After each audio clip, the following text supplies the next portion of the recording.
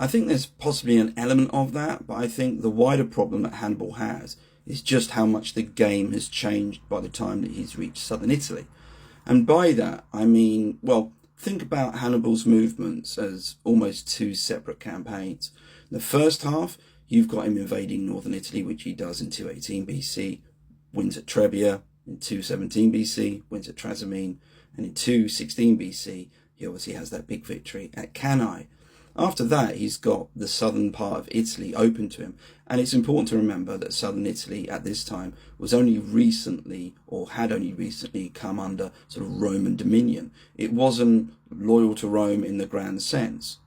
In a way then, the second half is really about doing a different set of things, and a different set of challenges need to be met. He's got to try and build up alliances. He's got to try and persuade those cities in southern Italy to come over to his side. Some are happy to do that, others aren't.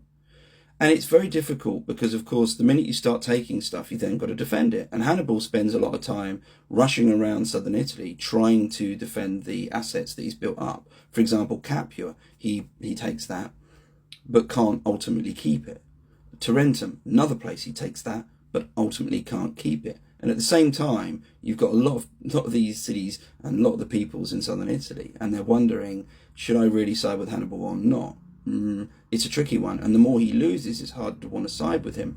And in the meantime, his campaign's starting to stall because he hasn't built up that solid foundation. You know, Rome isn't very good at some things, but it's very good at others, and it seems to be far better at siege than Hannibal, and that's largely because it has the resources to do so. Hannibal's a great distance away from his sort of power base. Rome isn't. It can muster up a large number of men and send them to Capua, and Hannibal's got to work out the best way of dealing with that, whilst also realising if he goes that way, they might then send men to Tarentum. So in a way, it wasn't so much a hopeless cause. I don't think that was the case. It was just an incredibly difficult one to do.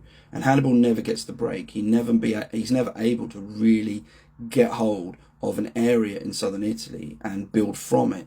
Instead, what tends to happen is that he's almost contained within the areas.